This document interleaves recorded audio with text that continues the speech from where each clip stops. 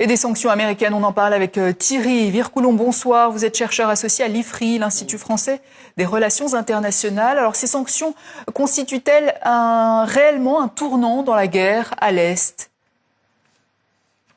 Bonsoir, moi je ne sais pas si elles constituent un tournant, mais en tout cas, elles sont une réaction tardive mais très ferme de l'administration Trump à la prise d'Uvira. Alors la prise d'Uvira, elle a eu lieu au début du mois de décembre par le M23 et elle a eu lieu au moment où le président américain faisait signer les présidents congolais et rwandais un accord de paix à Washington. Et donc cette prise était véritablement un affront pour Washington. Et pendant 3 mois, il n'y a pas eu de réaction américaine.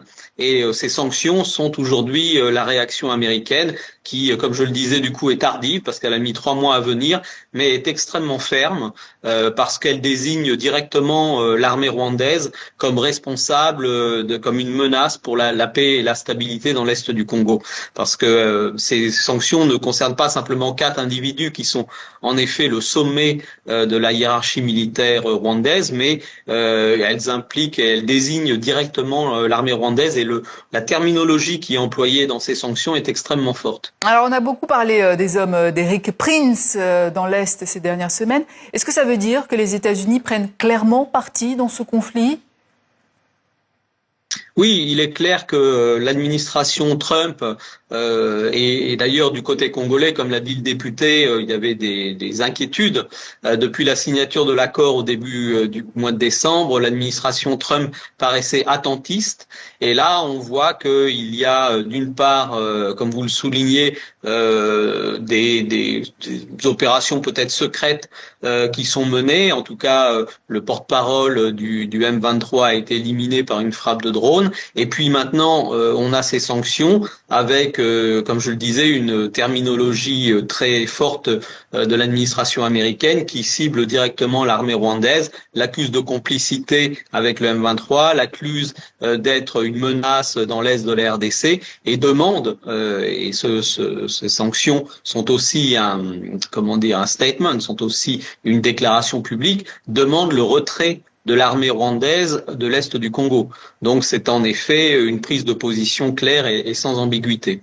Et une première victoire diplomatique pour Tshisekedi sur ce dossier ? Oui, en tout cas, parce que comme le soulignait le député que vous interviewez, il y avait une certaine inquiétude depuis la signature de l'accord du mois de décembre du côté congolais, puisqu'ils ne voyaient pas de réaction américaine. Beaucoup de Congolais se demandaient finalement si le président Trump tenait vraiment à l'accord qu'il avait fait signer à la fin de l'année dernière. Et maintenant, on est sorti de cette période d'attentisme et Washington a clairement signalé à la fois au Rwanda et au M23 qu'il tient à ce que son accord soit mis en œuvre. Et sur le terrain, Thierry Vircoulon, ces sanctions peuvent-elles réellement peser sur les M23 ou restent-elles symboliques ? Non, ces sanctions ne sont pas dirigées contre le M23, elles sont dirigées contre Kigali et notamment et en particulier contre l'armée rwandaise qui est un appui fondamental du M23. Et en demandant le retrait de l'armée rwandaise du territoire congolais, les États-Unis entendent bien fragiliser le M23 sur le terrain, fragiliser militairement le M23 sur le terrain. Donc c'est l'objectif et c'est la demande américaine actuellement. Le Rwanda, d'ailleurs, qui est l'un des plus importants contributeurs africains aux opérations de maintien de la paix de l'ONU. Ces sanctions américaines peuvent-elles fragiliser sa présence dans ces missions ? Non, parce que je pense que maintenant il y a un découplage complet de cette question et de la position américaine.